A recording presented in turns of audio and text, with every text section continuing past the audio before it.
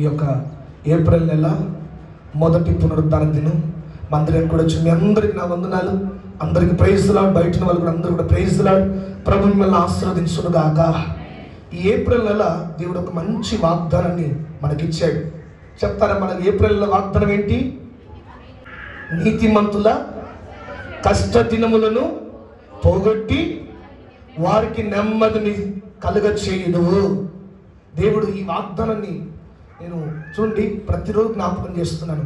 ప్రతిరోజు ఉదయకాలం సాయంకాలం ఈ వాగ్దానాన్ని నమ్మండి, ప్రార్థన చేయండి. ఆ వాగ్దానం చేతబట్టి రోజు ప్రార్థన చేసుకోండి. ప్రభువా, ఎలాగైనా నువ్వు నెమ్మదినిచ్చే దేవుడవని, కష్టాలను పోగొట్టే దేవుడవని మాటిచ్చావు.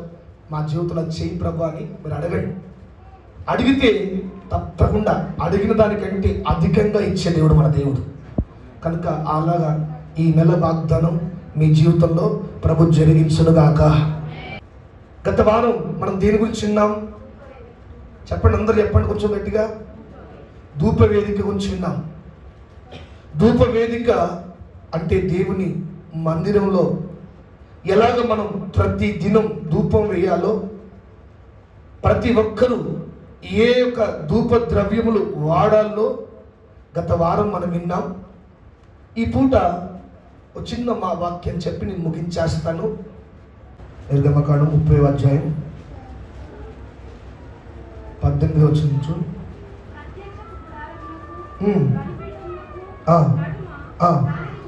ఈ మాట, బలిపీఠము నడుమ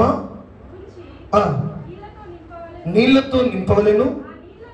ఒక వచనం ముందు నుంచి చదువు. కడుక్కొనుటకు ఇత్తడితో దానికి ఒక గంగాళమును ఇత్తడి పీటను చేసి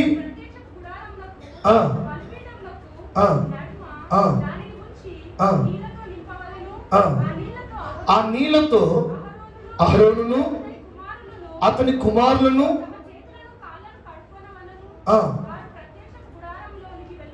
వెళ్ళినప్పుడు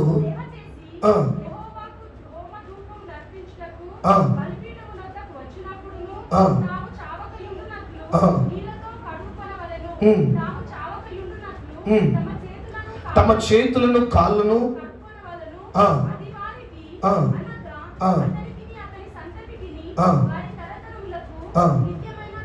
నిత్యమైన కట్టడగా ఉండును. ఆమె చెప్పండి గట్టి హల్లెలూయా. చేతులపై చెప్తాం గట్టి హల్లెలూయా. చూడండి, బలిపీఠానికి, ప్రత్యక్ష గుడారానికి లోన పరిశుద్ధ స్థలానికి మధ్యలో అని రాయబడింది. గంగాళమును ఏర్పాటు చేయండి. మీకు క్లారిటీగా అర్థం కావడం చెప్తున్నాను. మనకు గంగాళం అంటే ఇప్పుడు మనం ఈ తొట్టిలా ఉంటుంది చూడండి మన ఇళ్ళల్లో, అటువంటి ఒక నీళ్ళ తొట్టి. మరి నీళ్ళ తొట్టి గురించి ప్రభు ఎందుకు చెప్తున్నాడు? వారు చావకయుండునట్లు చేసేది అహరోను కుమారులు. ప్రత్యక్ష గుడారంలోకి వెళ్ళేది వీళ్ళే కదా. వీళ్ళతో ఏమంటున్నాడంటే వీళ్ళు చావకయుండునట్లు గంగాళములో బలిపీఠం మీద బలి అర్పించిన తర్వాత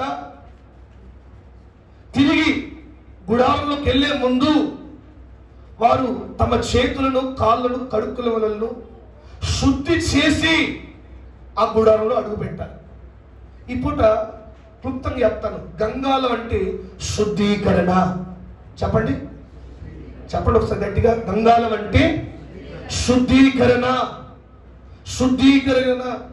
శుద్ధీకరించుకోకుండా పరిశుద్ధ స్థలములో అడుగు పెడితే, శుద్ధీకరించుకోకుండా పరిశుద్ధ స్థలంలో అడుగు పెట్టాలన్న ఆలోచన వచ్చినా ప్రభు దహించి వేస్తాడు. మనం చూస్తే బైబిల్లో కొంతమంది ఉన్నారు, ఈ అహరోను పిల్లలు వేసే అగ్నే గుడారంలో ఉండాలా, వేరొక అగ్ని పెడితే ఏమైతుందని చెప్పి తెచ్చి పెట్టారు. దేవుడు వారిని మొట్టాడని బైబిల్ చెప్తుంది. అంటే చూడండి, దేవుడు ఇచ్చిన ఆజ్ఞను పాటించే వారిగా ఉండాలి. ఇప్పుడు ఆ ప్రత్యక్ష గుడారం ఏంటో కాదు, ఈరోజు ఈ ప్రత్యక్ష గుడారంలో ఉన్న గంగాళము మన జీవితంలో ఒక శుద్ధీకరణ గురించి తెలియజేస్తా ఉంది. నీవు శుద్ధి చేసుకోవాలి. ఈ ప్రత్యక్ష గుడారం ఈ పూట మనకు దేనికి సూచనగా ఉందంటే, ఇది ఈరోజు మనం పాల్గొనే ప్రభు బలకు సూచనగా ఉంది. ప్రభు బలలో నీవు చేయి పెట్టాలంటే ఏ విధంగా పడితే ఆ విధంగా అడుగు పెడితే ఇక అంతే సంగతులు. ఏ విధంగా పడితే ఆ విధంగా శుద్ధీకరణ లేకుండా, నీ ఆత్మ శుద్ధి చేసుకోకుండా, నీ హృదయాన్ని శుద్ధి చేసుకోకుండా చేయి పెట్టడం వీలు కాదు. పాలు పొందడం యోగ్యమైంది కాదు. అలాగే ఈ ప్రత్యక్ష గుడారం మనం చాలా రోజుల నుంచి అడుగు పెట్టకుండా ఉంటున్న ఒక ఆశీర్వాదం, మన జీవితంలో లేని ఆశీర్వాదం అది. మరి దాంట్లో ఆశీర్వాదం అనే గుడారంలోకి అడుగు పెట్టాలంటే చాలా మంది ఎదురు చూస్తున్న స్వస్థత అనే గుడారం. చాలా మంది ఎదురు చూస్తున్నారు, ఎప్పుడు మాకు స్వస్థత కలుగుతుందా, ఎప్పుడు మాకు విడుదల కలుగుతుందా, ఎప్పుడు మాకు ఆరోగ్యం కలుగుతుందా. నేను అంటాను, అదే ఆరోగ్యమైన గుడారం, అదే స్వస్థతకు సూచనగా ఉన్న గుడారం. ఆ గుడారంలో కడుగు పెడితే నీకు నిశ్చయముగా స్వస్థత కలుగుతుంది. ఆ గుడారంలో కడుగు పెడితే నీ జీవితంలో ఉన్న శాపము నుంచి విడుదల పొందుతావు. ఆ గుడారంలో కడుగు పెడితే నీ జీవితంలో కోరుకుంటున్న ఆ ఫలములు దాంట్లోనే దాగి ఉన్నాయి. మరి ఎంతకాలం, 10 ఏళ్ళైంది బాప్తిసం తీసుకొని, 20 ఏళ్ళైంది మందిరం రాబట్టి, ఇంకా ఆ గుడారం బయటే నువ్వు ఉన్నావు. ఆ గుడారం బయటే ఉన్నావు. దాంట్లో నిన్ను ప్రభు అడుగు పెట్టించట్లేదు. ఆశీర్వాదం కొరకు ప్రయత్నాలు చేస్తున్నావు, ప్రభు అడ్డుగా ఉన్నాడు. ఆరోగ్యం కొరకు ఎదురు ఏది కావట్లేదు. స్వస్థత కొరకు ఎన్నో హాస్పిటల్ తిరుగుతున్నావు, కావట్లేదు. కారణం ఏంటంటే ఆ గుడారంలో అడుగు పెడితే అన్ని పోతాయి. మరి పోకుండా ఎవరంటుందంటే దేవుడే అడ్డుగా నిలబడ్డాడు. కారణం ఏంటి? నీవు శుద్ధి చేసుకోలేదు. నీ జీవితంలో శుద్ధీకరణ లేదు. నీ జీవితంలో ఆ యొక్క పాపం నుంచి, శాపం నుంచి శుద్ధీకరణ లేదు. నీవు శుద్ధీకరణ లేకుండా, శుద్ధీకరణ కలిగిన మనస్సు లేకుండా, నీ హృదయాన్ని, నీ ఆలోచనలు, నీ నడతలను, నీ క్రియలను శుద్ధి చేసుకోకుండా ఆరోగ్యం కావాలంటే రాదు. మందిరానికి ఎన్నేళ్ళు వచ్చినా ఆరోగ్యం కావాలంటే నీ హృదయం, నీ జీవితం. గత ఏ రోజు విన్నాం? ఎప్పుడు చెప్పాను వాక్యం? నిన్న వేరే పాస్టర్ చెప్పారు, మొన్న చెప్పాను, శుక్రవారం రోజు. మోషే లాంటి వాడిని ఏమన్నాడు? మోషే అంత మహా నాయకున్నే అక్కడే ఉండు, నీ పాదములకున్న ఏమని చెప్పాడు? చెప్పులు విడిచిపెట్టిరా. నువ్వు ఎలా పడితే అలా వస్తే నీ జీవితంలో కార్యాలు జరుగుతున్నాయంటే భ్రమ. జరగకుండా కొన్నిసార్లు ప్రభువే అడ్డుగా ఉన్నాడు. ఆ తెర అడ్డుగా ఉంది. ఆ తెర తొలగిపోతేనే నీవు అడుగు పెట్టగలుగుతావు. ఏంటి? నువ్వు ఆరోగ్యాన్ని పొందుకోకుండా, ఆశీర్వాదాన్ని పొందుకోకుండా, అభివృద్ధిని చూడకుండా, అభిషేకాన్ని పొందుకోకుండా, ఆత్మలో వర్ధిల్లకుండా, నువ్వు వెళ్ళకుండా ఎందుకు అడ్డు వేయబడింది అంటే, నీ జీవితంలో ఒక శుద్ధీకరణ రావాలని, నీ జీవితంలో ఒక మార్పు రావాలని, నీ క్రియల్లో, నడతల్లో ఒక మార్పు రావాలని, నువ్వు క్షమింపబడిన తర్వాతనే దాంట్లో అడుగు పెట్టాలని ప్రభు కోరుకుంటున్నాడు. ఒక 3-4 విషయాలు క్లుప్తంగా చెప్పి ముగించేస్తాను. బైబిల్లో తేటగా చెప్పబడింది ఏంటంటే, గంగాలం అంటే చెప్పిన నీళ్ళ తొట్టి, దాంట్లో నీళ్ళే ఉన్నాయి. రోజుకొకసారి ఆ నీళ్లు మార్చాలి. రోజుకొకసారి సముఖపు రొట్టెల బల్ల మీద ఉన్న రొట్టెలు ఏవేవి పులిసిపోయినవి అవన్నీ మార్చాలి. అవన్నీ సాధారణమైన మనందరికి తెలిసిన మాటలే. కానీ ప్రభు దాన్ని ఏమంటారు, రూఢిపరిచాడు. Strict order. శుద్ధీకరణ లేకుండా అహరోను కాదు, అహరోను పిల్లలు వచ్చినా దీంట్లో నో ఎంట్రీ, నో ఎంట్రీ అంటారు కదా, ఏదో టికెట్ లాగా ఒకటి. దాంట్లో నువ్వు చేసుకోకుండా, దాంట్లో నువ్వు సరి చేసుకోకుండా ఇక్కడికి వస్తే నో ఎంట్రీ. మరి ఎలా శుద్ధీకరించుకోవాలి, ఎలా శుద్ధీకరించుకోవాలి కొన్ని విందాం. ఇప్పుడు ఇక్కడ ప్రత్యక్ష గుణంలో ఏమన్నాడు, నీవు ఈ నీళ్లతో శుద్ధీకరించుకోవాలన్నాడు. ఈ నీళ్లు దేనికి సూచనగా ఉన్నాయి? అమ్మ వింటున్నావా? ఈ నీళ్లు దేనికి సూచనగా ఉన్నాయి? కొన్ని విని నేను ముగిస్తాను. బైబిల్లో ఒక స్త్రీ ఉందట, ఒక స్త్రీ ఉంది. ఆ స్త్రీ చాలా ధనాన్ని సమకూర్చుంది, చాలా డబ్బును సమకూర్చుకుంది.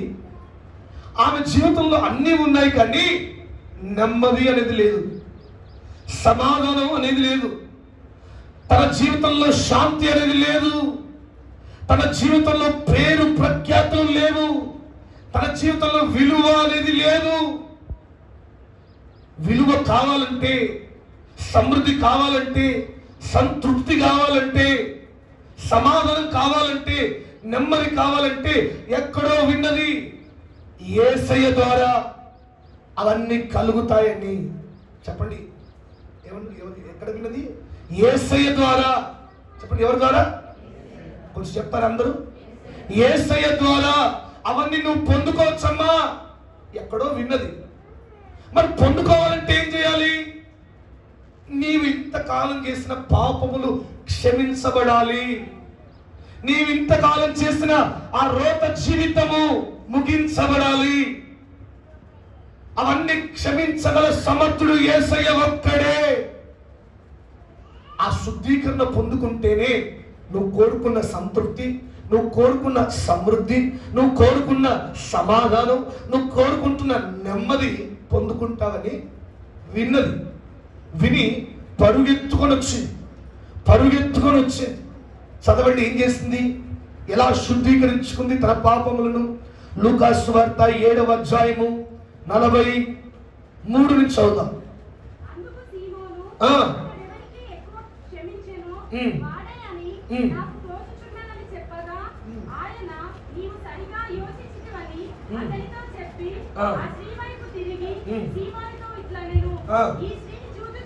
ఈ స్త్రీని చూచున్నావే. అమ్మ వినాలి, వినాలి.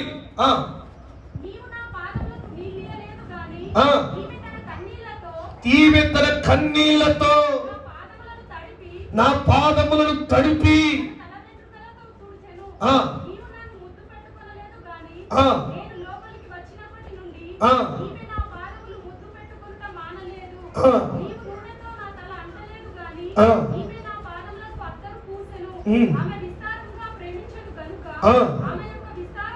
విస్తార పాపములు క్షమించబడ్డాయి. చప్పట్లు కొట్టండి గట్టిగా, అసలు చప్పట్లు కొట్టు ప్రభు నామమే పడతాం గట్టిగా. హల్లెలూయా. యేసయ్యే సాక్షాత్తు దేవుడే తెలియజేస్తున్నాడు. ఏంటంటే ఈమె విస్తారంగా పాపాలు చేసింది. ఇప్పుడు నెమ్మది కావాలని, సంతృప్తి కావాలని, సంతోషం కావాలని, సమాధానం కావాలని, సకాలంలో అన్ని సమకూర్చబడాలని, తాను కోల్పోయిన ఆ విలువ పొందుకోవాలని కోరుకుంటుంది. ఈమె ఈమె పాపలు ఎలా క్షమించబడ్డాయంటే తేటగా రాయబడింది. గంగాలలో నీళ్లు దేనికి సూచనగా ఉందంటే ఈమె కన్నీళ్లకు సూచనగా ఉన్నాయి. యేసయ్య పాదములను నీళ్లతో కడగలేదు. అమ్మా వింటున్నావా? నీళ్లతో కడగలేదు, ఆమె కన్నీళ్లతో కడిగిందట. కన్నీళ్లు విడచి యేసయ్య పాదములు కడిగి తన తల వెంట్రుకలతో ఆ పాదములు తుడిచిందట. ప్రభు చెప్తున్నాడు, ఈ మొదటి మాట దేనికి సూచనగా ఉందంటే ఈ నీళ్లు కన్నీళ్లకు సూచనగా ఉన్నాయి. ఈ నీళ్లు కన్నీటి ప్రార్థనకు సూచనగా ఉన్నాయి. ఈ నీళ్లు హృదయం నుండి వచ్చిన కన్నీలవి. మనం చూడండి, కొంతమంది కరెక్ట్గా ఇది ఈ కన్నీళ్ళకి యాక్టింగ్ చేయాలంటే ఎక్కడ వస్తాం మనం ఎక్కువ చెప్పండి. కరెక్ట్గా ఇప్పుడు నవ్వుతున్నట్టు యాక్టింగ్ చేయొచ్చు, కన్నీళ్ళు విడుస్తున్నట్టుగా యాక్టింగ్ రాదు. కానీ కొన్నిసార్లు మనం చూస్తాం. ఎక్కడది? మందిరంలో ఉన్నా ఎక్కడ లేటుగా వచ్చిన కరెక్ట్ అయిపోయింది, కరెక్ట్ పాడించి సంవత్సరం చనిపోయిన దగ్గర వాళ్ళ ఇంట్లోకి వచ్చిన కన్నీళ్ళకి ఏమో కానీ బయటలోకి వచ్చినా ఎక్కువ ఉండే. మళ్ళీ ఇదేందో కరెక్ట్ ఒక రిధం ప్రకారం ఒక నిమిషం నడుస్తారు, మన సైడ్ అయిపోతారు. ఈ ప్రక్కన పెడుతుంది. ఇక్కడ వచ్చిన కన్నీళ్ళు ఇవి నటన కాదు. ఇక్కడ వచ్చిన కన్నీళ్ళు ఎవరిని మెప్పించడం కాదు. ఈమె విడుస్తున్న కన్నీళ్లు ఎవరినో సంతోష పెట్టాలని కాదు, తన పాప జీవితాన్ని క్షమించుకోవాలని, తన పాపమును ముగించుకోవాలని, తన బ్రతుకును ఒక దీవెనకరమైన స్థితిలో అడుగు పెట్టాలని, తన జీవితంలో ఉన్న ఆ రోతను తొలగించుకోవాలని కన్నీటి ప్రార్థనతో యేసయ్య పాదాలు కడిగింది. హల్లెలూయా, హల్లెలూయా. నువ్వు ఆశీర్వాదంలో కడుగు పెట్టాలంటే, నీ జీవితంలో ఎన్నో రోజులు చూస్తున్న స్వస్థత నీకు దొరకాలంటే ఎక్కడో కాదు, నీ ఉన్న చోటనే నీ కన్నీళ్లతో నీ హృదయాన్ని శుద్ధి చేసుకోగలిగితే, కన్నీటి ప్రార్థనతో యేసయ్యను వేడుకోగలిగితే, కన్నీటి ప్రార్థనతో ఆయన పాదములు కడగలిగితే తప్పక నీవు అనుకుంటున్న ఆ దీవెన, నీవు అనుకుంటున్న ఆశీర్వాదం, నీవు అనుకుంటున్న ఆరోగ్యం నిశ్చయంగా ఈ నెలలోనే నువ్వు పొందుకొందువుగాక. ఆమేన్ చెప్పండి గట్టిగా. ఈ నెలలోనే నువ్వు దేవుడు ఆ కార్యాలు నీ జీవితంలో అడుగు పెట్టించునుగాక, ఆ స్వస్థత నీకు ఇచ్చునుగాక, ఆ ఆరోగ్యం నువ్వు పొందుకొందువుగాక, ఆ అభివృద్ధిని నీవు కనులారా చూచుదువుగాక. ఇక్కడ కన్నీటి ప్రార్థన ద్వారా, కన్నీటి ప్రార్థన ద్వారా చాలా మంది ప్రార్థన చేస్తారు, కానీ ఆ కన్నీళ్ళు అనేవి హృదయం నుంచి రావట్లా, ఒప్పుకోలు నుంచి రావట్లా, ఒప్పుకునే విధంగా లేవు. అందుకే ఇంకా తెర అడ్డుగా ఉంది, తెర అడ్డుగా ఉంది. ఈ రోజు నువ్వు కన్నీళ్ళు విడవగలిగితే, కన్నీటి ప్రార్థన చేయగలిగితే, ఇంతవరకు నీ జీవితం ఎలాగుందో తెలియదు, కానీ ఈ రోజు నుంచి ఒక మార్పును దేవుడు ప్రారంభించాలనుకుంటున్నాడు. కన్నీటి ప్రార్థన చేయి. కన్నీటి ప్రార్థనతో నీ జీవితాన్ని శుద్ధి చేసుకో. కన్నీటి ప్రార్థనతో చేసిన తప్పులకు ముగింపు పలికినప్పుడే కదా ఈ ఆశీర్వాదం అనే గుడారులకు వచ్చేది. శుద్ధి చేసుకున్నప్పుడే కదా ఆరోగ్యం అభివృద్ధి ఉన్న ఈ గుడారులకు ప్రభు నిన్ను నడిపించేది. ఇంతకాలం లేవలేకపోతున్నావంటే, ఇంతకాలం పొందుకోలేకపోతున్నావంటే ఇవే అడ్డుగా ఉన్నాయి. కన్నీటి ప్రార్థన చేయలేదేమో. కన్నీటి ప్రార్థన ద్వారా నే శుద్ధి చేయగలుగుతావు. ఈ రాత్రి ప్రార్థన చేయి, ప్రార్థన చేయండి. ఈ యొక్క ఉదయకాలం, ఈ పునరుద్ధాన దినం ప్రార్థన చేయండి. కన్నీటి ప్రార్థనతో ప్రభా నా జీవితంలో ఒక నూతన స్థితిని చూడాలి. మోషే అంతటి వాడే తన నడతలను, తన నడిపింపును విడిచిపెడితేనే కానీ దేవుడు ఆశీర్వదించలేదు, దేవుడు దర్శించలేదు, దేవుడి ప్రణాళిక చెప్పలేదు. మరి నేను ఏ పాటి మనం విడిచిపెడితేనే, కన్నీటి ప్రార్థనతో వాటికి ముగింపుగా పలికితేనే, మనల్ని మనం శుద్ధీకరించుకుంటేనే, మన హృదయాన్ని పట్టిన మలినం తొలగించుకుంటేనే దేవుడు జ్ఞాపకం చేసుకుంటాడు, దేవుడు ఆశీర్వదిస్తాడు, దేవుడు అభివృద్ధి చేస్తాడు. ఈ పూట ఆ స్త్రీలాగా మనం కన్నీటి ప్రార్థన చేయుదుముగాక. ఆమె చెప్పండి గట్టిగా, ఆమె చెప్పండి గట్టిగా. అలాగా చేయుదుముగాక. మొట్టమొదటిగా కన్నీటి ప్రార్థనకు సూచనగా ఉన్నాయి ఆ నీళ్లు. రెండవదిగా చూడండి, 1 యోహాను రాసిన పత్రిక 1వ అధ్యాయము 7వ వచనం. 1 యోహాను రాసిన పత్రిక 1వ అధ్యాయము 7వ వచనం.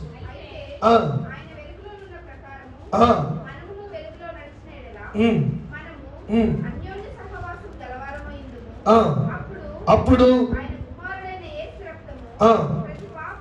ప్రతి పాపము నుండి మనల్ని పవిత్రులుగా చేస్తుంది. హల్లెలూయా.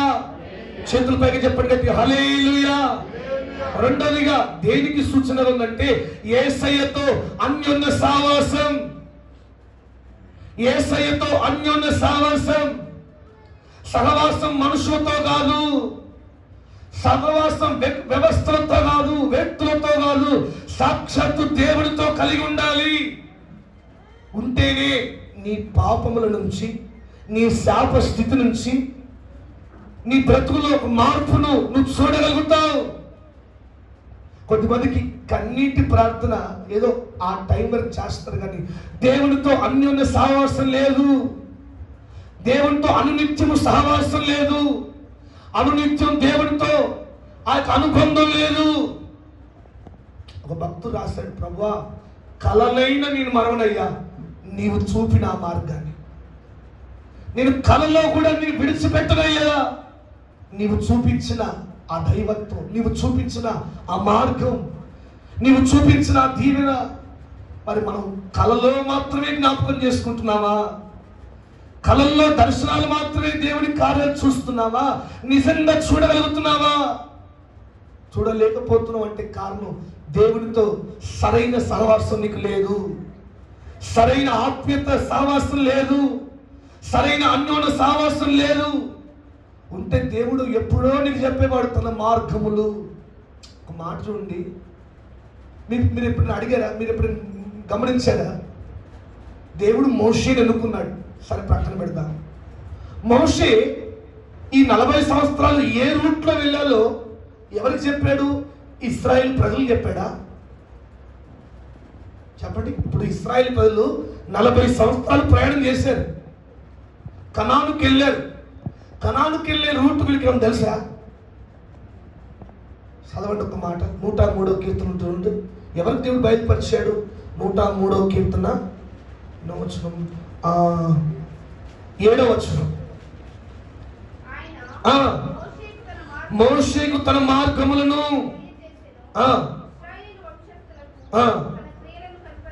ఇప్పుడు మార్గం చూపించింది ఎవరికి? ఇశ్రాయేల్ ప్రజలుగా? చెప్పండి, ఎవరు చెప్తలేదు? మోషేకి. ఎందుకు ఇశ్రాయేల్ ప్రజలు చెప్పలేదు? ఇప్పుడు దేవుడితో ఒక అన్యోన్య సహవాసం అనేది మోషే కలిగి ఉన్నాడు. కలిగి ఉన్న మోషేకే తన మార్గాన్ని చూపించాడు. కలిగి ఉన్న మోషేకే తన దారులేంటో, తన చిత్తం ఏంటో, ఏ రూట్లో వెళ్ళాలి, ఏ మార్గంలో వెళ్ళాలి, ప్రతిదీ క్షుణ్ణంగా తనతో సహవాసంలో ఉన్న మోషేకు తెలియజేశాడు.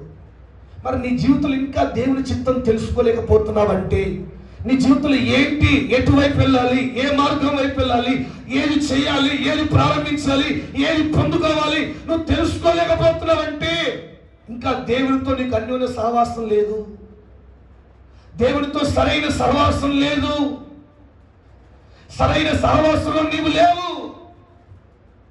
దేవునితో సహవాసం ఉంటే నీ పిల్లలకు దేవుడు ఎవరిని ఎన్నుకోవాలో కూడా చెప్తాడు. నీ పిల్లల వివాహ విషయంలో కానీ, కుటుంబ విషయంలో కానీ, ఏ దారిలో వెళ్ళాలో దేవుడే చెప్తాడు. చూడండి, ఏర్పాటు చేయడం దేవుని చిత్తం అట్లుంటుంది. దేవునితో సహవాసం ఉంటే ఒక మంచి ఘనమైన కుటుంబాలకు దేవుడు పంపిస్తాడు. నువ్వు సహవాసం లేవా, ఏది లేదా? మనం ఏమో ఆదివారం పూట వచ్చి 1 నిమిషం ప్రార్థన చేసుకుని పోవడమేనాయి, 10 రూపాయలు చందా వేసి పోవడమేనాయి. ఇంకెప్పుడు నువ్వు దేవునితో సహవాసం చేస్తావు? ఇంకెప్పుడు దేవుడు నీకు బయలుపరుస్తాడు? తన మార్గాలు ఇంకా నీకు పిలవట్లేదంటే దేవునితో సహవాసం చేయకుండా అడ్డుగా ఏదో ఉంది. ఈరోజు అవి తొలగించుకుంటేనే, తీసివేస్తేనే నీకైనా, నీ పిల్లలకైనా, నీ కుటుంబానికైనా, నీ భవిష్యత్తుకైనా దేవుడు తెలియజేస్తాడు. క్లియర్గా రాయబడింది, యేసయ్యతో సహవాసం మన ప్రతి పాపాన్ని కడిగి వేస్తుంది, శుద్ధి చేస్తుంది, శుద్ధీకరణిస్తుంది. ఈ పూట అలాగ సహవాసాన్ని పెంచుకుందాం. మొట్టమొదటిగా కన్నీటి ప్రార్థనతో శుద్ధీకరించుకోవాలి. రెండవదిగా యేసయ్యతో అన్యోన్య సహవాసం కలిగి అనునిత్యం. దావీదు నా హృదయానుసారుడు అంటాడు. మరి హృదయానుసారుడైన దావీదుకే అహితోపేలు చేస్తున్న ఆలోచన చెప్పాడు కాదా? చూడండి, అహితోపేలు అనే శత్రువు ఉన్నాడు. శత్రువు దావీదుని చంపాలని దావీదుకు వార్త దేవుడు వినిపించాడు. వినిపించినప్పుడు దావీదు ఏం చేస్తాడు? అయ్యా, శత్రువుని ఎదుర్కొనే బలం కొరకు అడిగాడా? ఏమడిగాడు? ఏమడిగాడు? ఇప్పుడు అహీతోపెలు చేస్తున్న ఆలోచన గురించి దావీదుకి వినబడింది. దావీదుకి దేవుడు తెలియజేసినప్పుడు దావీదు ప్రార్థన చేస్తూ ఏమడిగాడు? అహీతోపెలు ఆలోచన తారుమారు కావాలి ప్రభువా, అహీతోపెలు ఆలోచన తారుమారు చేయి. మరి ఎలా చేశాడు? ఒక్క క్షణం అంతే. చూడండి, అహీతోపెలు ఒక వ్యక్తిని అడిగాడండి. దావీదును చంపాలనుకుంటున్నాను, దావీదును ముగించాలనుకుంటున్నాను, దావీదు జీవితాన్ని ఈ రోజుతో ముగించేద్దాం అనుకుంటున్నాను, యుద్ధానికి వెళ్దాం అంటే దేవుడు ఎంత గొప్పవాడు. ఆ వ్యక్తితో ఏం పలికిచ్చాడు? దావీదు బలహీనంగా ఉన్నాడు అనుకుంటావా? దావీదు రోషం కలిగి ఉన్నాడు, ఒక మంచి వేడితో ఉన్నాడు. ఇప్పుడు వెళ్తే నీ జీవితం ముగించబడుతుంది. నిజానికి దావీదులా ఉన్నాడు, బలహీన స్థితిలో ఉన్నాడు, అందరినీ కోల్పోయిన స్థితిలో ఉన్నాడు, ఒంటరిగా ఉన్నాడు. కానీ దేవుడు ఎలా చెప్పించాడు? అహీతోపెలు, ఇప్పుడు వెళ్తే నీ చరిత్ర క్లోజ్ చేయ. భయాన్ని పుట్టించాడు. నీ గురించి శత్రువులకు అటువంటి భయం కలుగుతుంది. నీ గురించి ఎవరైనా చేతబడి చేద్దామన్నా వాళ్ళకు భయం కలగాలి. అటువంటి సహవాసం నీకుంటే, నువ్వు కలిగి ఉంటే, దేవుడితో సహవాసం ఉంటే ప్రతి శత్రువుల ఆలోచన అయినా, నీ భవిష్యత్తు గురించి ఆలోచన అయినా తెలియజేస్తాడు. అది విన్నావా? నీ జీవితానికి గమ్యస్థానాన్ని దేవుడు ఏర్పాటు చేస్తాడు. హల్లెలూయా చెప్పాలి గట్టి, హల్లెలూయా హల్లెలూయా. మూడవదిగా ఎలా శుద్ధీకరించుకోవాలి చదవండి. ఎఫెసీయులకు రాసిన పత్రిక 5వ అధ్యాయము 27వ వచనం.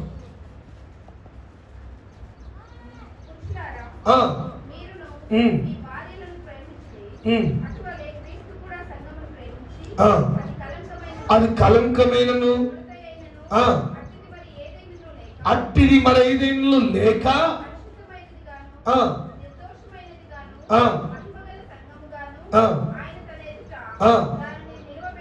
తను నిలవబెట్టవలనని వాక్యముతో ఉదక స్నానం చేత చాలు దాన్ని పవిత్రపరచబోతున్నాడు. ఆమె చెప్పండి, చేతుల పైకి చెప్పండి గట్టిగా, ఒకసారి చేతులు ఊపండి ఇట్లా గట్టిగా. హల్లెలూయా. మొదటిగా దేంతో శుద్ధీకరించుకోవాలి? నీళ్ళతో, మినరల్ వాటర్. దేంతో? కన్నీటి ప్రార్థనతోని. రెండవదిగా యేసయ్యతో ఉన్న అన్యోన్య సహవాసం కలిగి ఉండాలి. అప్పుడే నువ్వు శుద్ధీకరించబడతావు. మూడవదిగా తేటగా చెప్పబడింది వాక్యం అనే ఉదక స్నానం. వాక్యం అనే ఉదక స్నానం, వాక్యం అనే నీరు నీ జీవితానికి అవసరం. మన జీవితాల్లో అన్నీ ఉన్నాయి కానీ వాక్యానికి చోటు లేదు, వాక్యానికి ప్రాధాన్యత లేదు, వాక్యానికి ప్రాముఖ్యత లేదు. చాలా మంది జీవితాల్లో వాక్యం వారికి విసుగు లేపుతుంది, వాక్యం వారికి ముళ్ళ కంచెలాగా అయిపోతుంది. కారణం ఏం తెలుసా?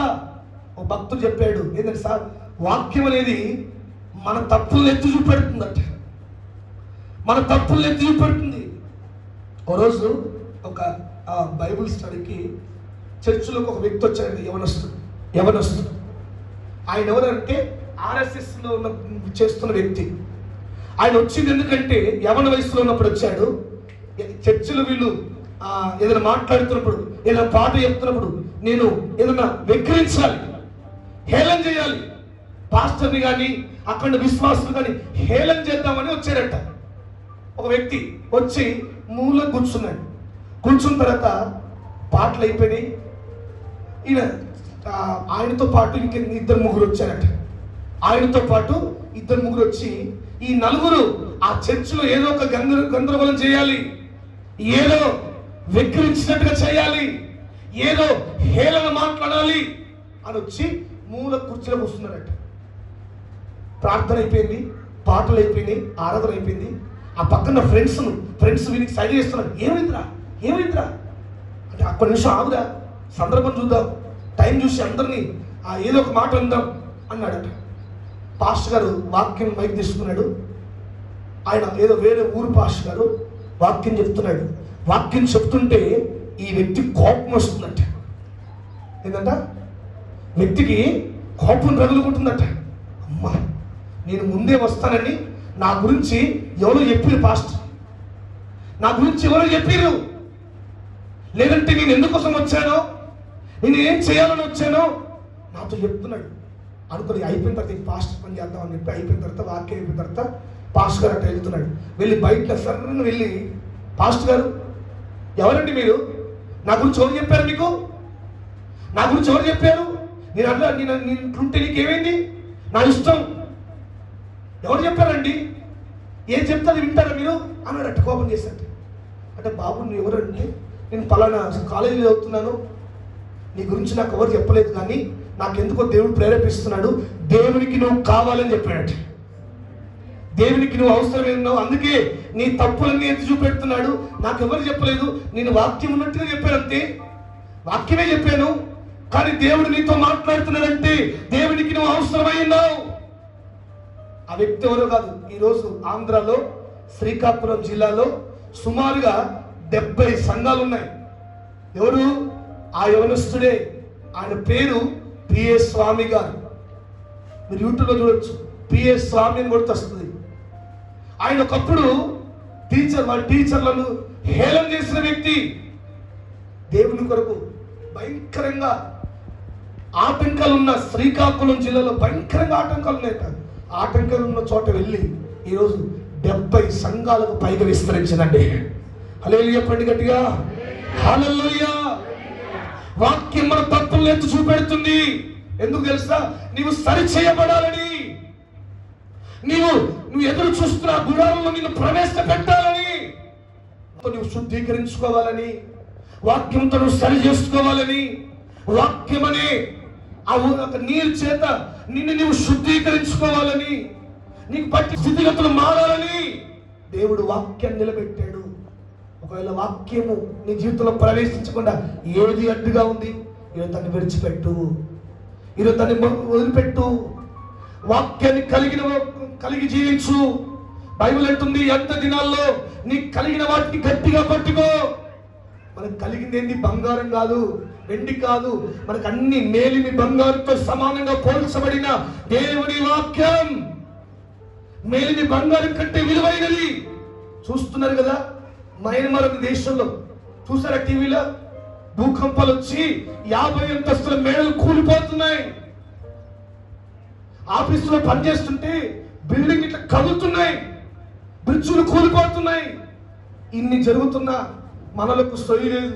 ఏంటంటే అమ్మ బాప్తిసం తీసుకోమంటే మా కొడుకు పెళ్ళి అయిన తర్వాత తీసుకుంటా, మాకు జాబ్ వచ్చిన తర్వాత తీసుకుంటా, లేదంటే ఒక ముస్లాం ఉన్నది అమ్మ బాప్తిసం తీసుకుంటే మా మనవడి పెళ్ళి అయిన తర్వాత తీసుకుంటాడు.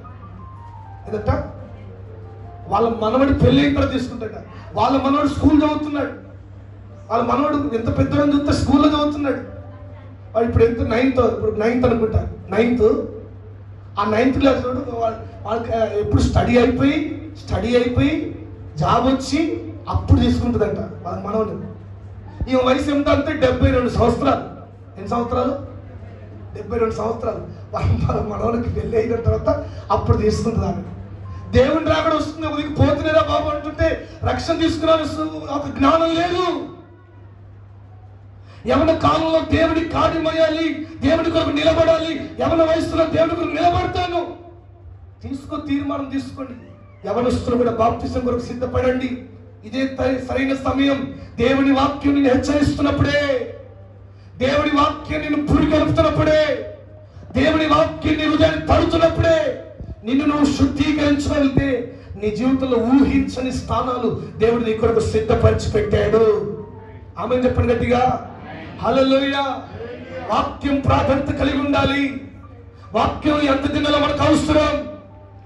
ఎంత దినాల్లో అన్ని పోయినా వాక్యం ఒక్కటే నిలబడుతుంది. వాక్యం ఒక్కటే నిలబడుతుంది. మన కుటుంబాల్లో నిత్యం వాక్యం చదువుకునే వాళ్ళగా ఉండాలి. అందుకే ప్రతిరోజు విజ్ఞాపన ప్రార్థన చెప్పి, నిజానికి విజ్ఞాపన ప్రార్థనలు ఎప్పుడు వాక్యం చెప్పను, కానీ 40 రోజుల నుంచి ఎట్లయినా ముగింపులో కొన్ని మాటలు చెప్పాలని చెప్పి ప్రతిరోజు ఒక వాక్యం మీకు వినిపించబడతా ఉంది.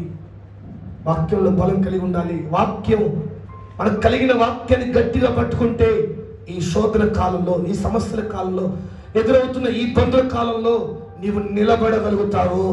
ఆమె చెప్పండి గట్టిగా, ఆమె చెప్పండి గట్టిగా. అనునిత్యం వాక్యం చదువుతుండాలి, వాక్యాన్ని పలుకుతుండాలి, వాక్యాన్ని వింటుండాలి. బైబిల్ ఏమంటుందంటే వినుట దేని గురించి రాలంట? ఆ మాట ఏంటిది? వినుట వలన ఏం కలుగుతుందండి? విశ్వాసం. మరి ఏ వింటే? ఏది పడితే వింటే కాదు. వినుట క్రీస్తుని గురించిన మాట వింటే, యేసయ్యను గురించిన మాటని నువ్వు నోట ఉంటే, యేసయ్య గురించిన మాట నీ హృదయానికి వినబడితే అన్నొక క్షణం అది నీలో విశ్వాసాన్ని రేపుతుంది. అనుక్షణం నువ్వు విశ్వాసంగా నిలబడడానికి సడలిపోకుండా జారిపోకుండా నిన్ను నిలబెడుతుంది. కనుక మూడోదిగా వాక్యంతో శుద్ధీకరించుకుందాం. ఇదే తగిన సమయం. ఇంకా ఎవరైనా బాప్తిసం లేకపోతే దేని కొరకు ఎదురు చూడకండి. ఇదిగో నిన్ననో మొన్ననో ఒక అక్క ఏది బ్లడ్ క్యాన్సర్ వచ్చి చచ్చిపోయింది. ఏ బ్లడ్ క్యాన్సర్, బ్లడ్ క్యాన్సర్. మీకు తెలుసా? జ్వరం వచ్చిందట, 20 రోజుల నుంచి జ్వరం వస్తూ ఉంది, టాబ్లెట్ వాడుతూ ఉంది, తగ్గిపోతుంది అనుకుంది. పోయి హాస్పిటల్ టెస్ట్ చేసుకుంటే బ్లడ్ క్యాన్సర్ అని తెలియంది. చనిపోయింది. చిన్న చిన్న పిల్లలు ఉన్నారు. దేవుని రాత్రి సమీపంగా ఉంది. భయంకరమైన రోగాలు, భయంకరమైన విపత్తులు వస్తున్న టైంలో ఇంకా రక్షణను ఆలస్యం చేయకు. ఈ యవన కాలంలో కానీ నీ ఉంటున్న స్థితిలో ఏ స్థితిలో ఉన్నా దేవుని కొరకు నిలబడాలి. మనం నిలబడాల్సిన టైం వచ్చింది. నిలబడితేనే ఆశీర్వాదం. తీర్మానం తీసుకోండి, రక్షించబడండి 40 రోజుల్లో. చివరిగా ఒక మాట చెప్పి ముగింపులోకి వస్తాను. చూడండి, యెషయా గ్రంథం 6వ అధ్యాయము 6వ వచనం. యెషయా గ్రంథం 6వ అధ్యాయం 6వ వచనం.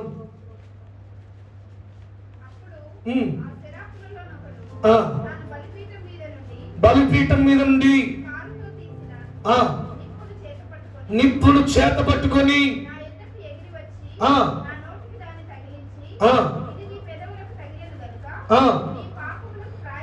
నీ పాపములకు ప్రాయశ్చిత్తమాయెను.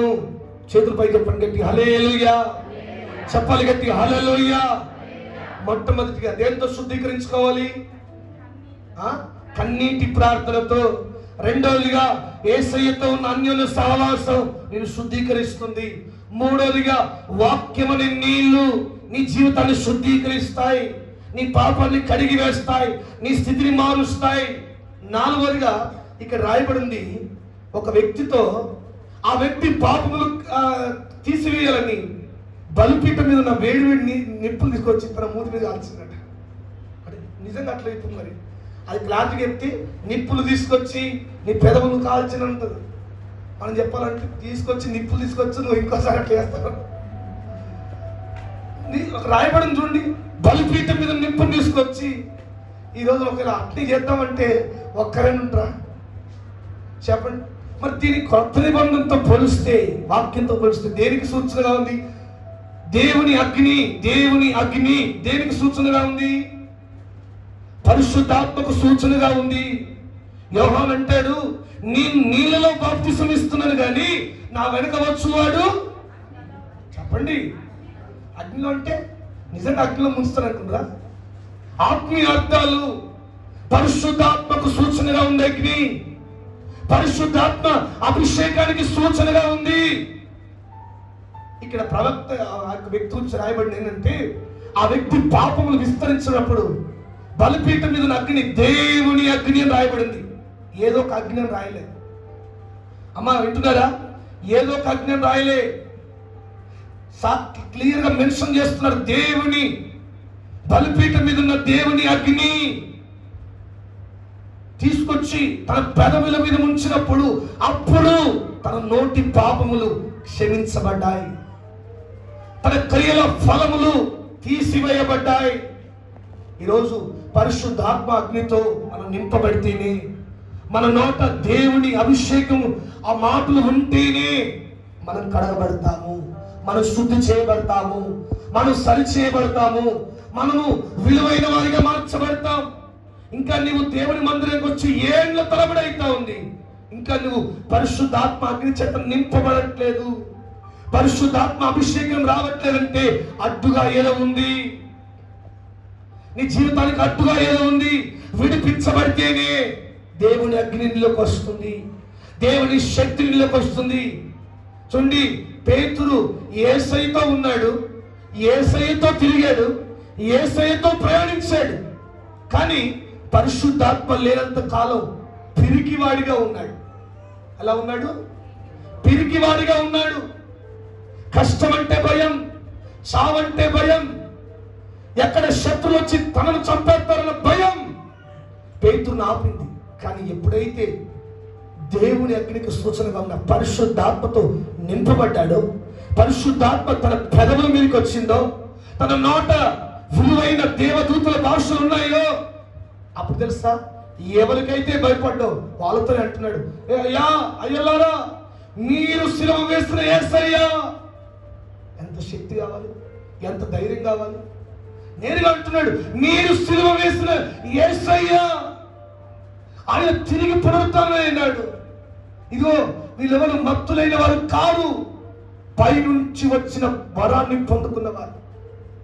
కనుక పరిశుద్ధాత్మ కొరకు కనిపెట్టండి, పరిశుద్ధాత్మ శక్తిని పొందుకోండి. అది వస్తే మీ జీవితంలో చాలా ధైర్యం వస్తుంది. అది ఉంటే మీ జీవితంలో దేవుని గురించిన ధైర్యాన్ని నువ్వు పొందుకోగలుగుతావు.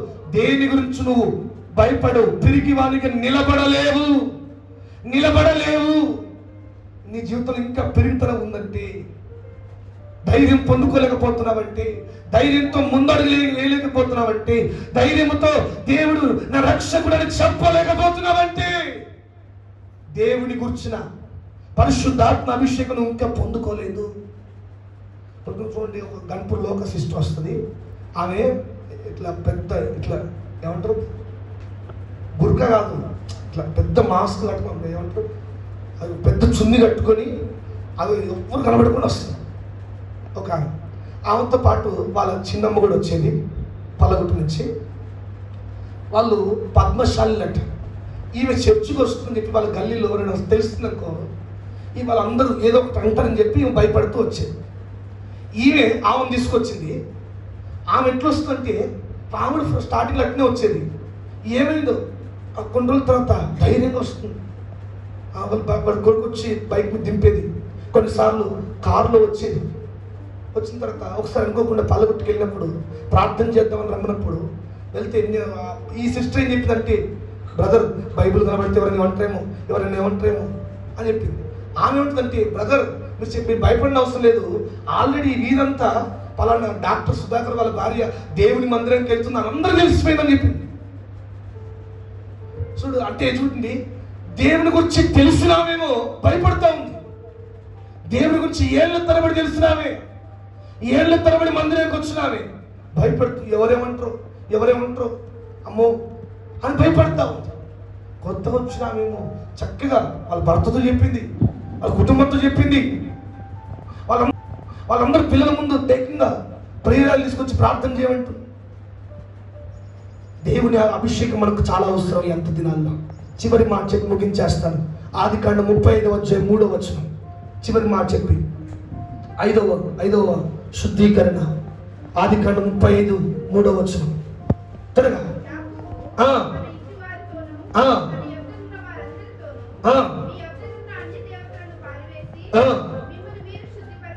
మిమ్మల్ని మీరు శుద్ధిపరచుకొని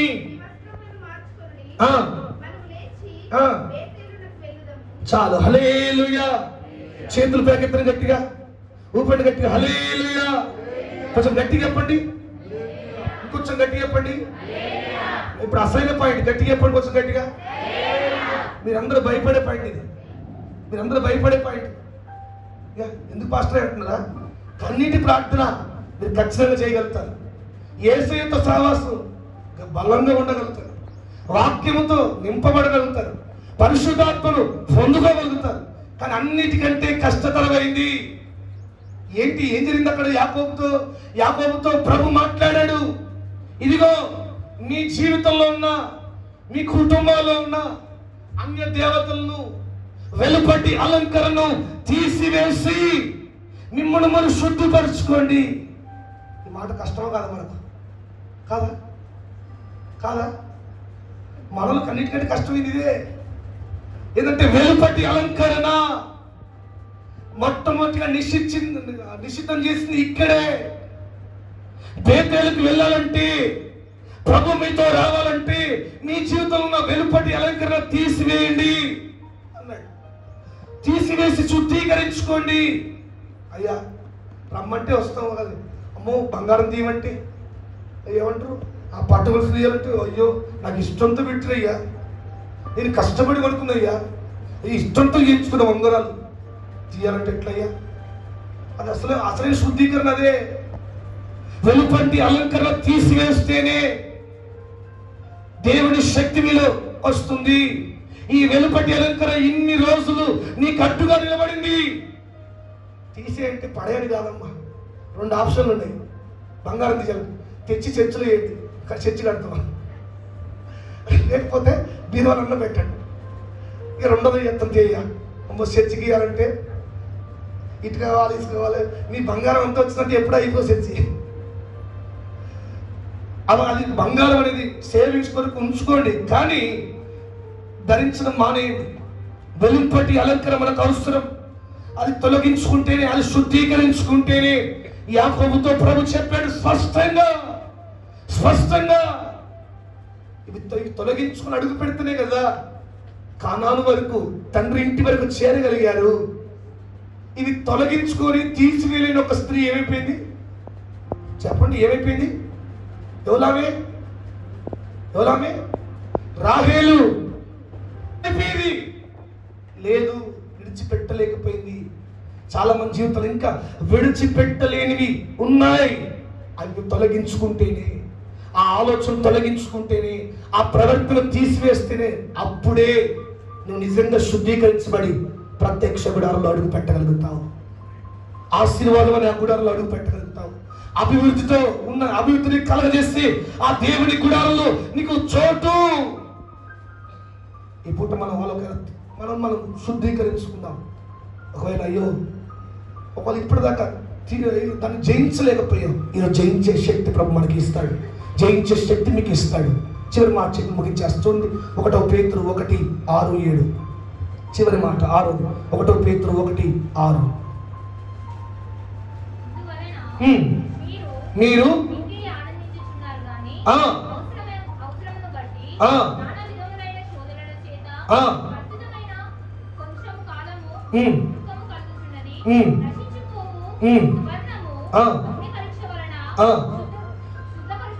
శుద్ధిపరచబడినట్లుగా. ఆఖరిది మొట్టమొదటి మీరు అందరూ చెప్పాలి. ఇప్పుడు ఇంతకాలం చెప్పింది ఇప్పుడు మీరు అందరూ మర్చిపోవద్దు. మొట్టమొదటి ఏంటి చెప్పాలి అందరూ? అమ్మా వింటున్నారా? మొట్టమొదటి కన్నీటి ప్రార్థన నీలో ఉండాలి. 2వది యేసయ్యతో సహవాసం ఖచ్చితంగా ఉండాలి. 3వది చెప్పండి, 3వది ఏంటి? వాక్యం అనే నీరు నీలో నిత్యం ఉండాలి. 4వది పరిశుద్ధాత్మ అభిషేకము. దేవుని అగ్నితో సమానంగా ఉన్న పరిశుద్ధాత్మ అభిషేకం మనం పొందిన వారంగా మారాలి. 5వది కష్టమైంది కదా, ఎవరు చెప్తలేరంటే ఇంకా దాని మీద మనసు పోతలేదు. మనం ఎట్లా పోతుంది చెప్పు? నేను అందుకనే మీకు మనసు పోతుంటే మంచి చర్చలు వేయండి అయ్యా. అంత అయిపోతుంది, ఈ నెలలోనే అయిపోతుంది చర్చ మొత్తం. 5వది వెలుపటి అలంకరణ తీసివేసి. 6వది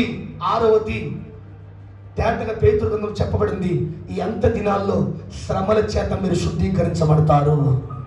శ్రమల చేత మీరు శుద్ధీకరించబడుతున్నారు. 5 స్థితిగతులు మార్చి వచ్చావు, ఆఖరిలో ఉన్నావు. ఆఖరి దాని కొరకు భయపడకు.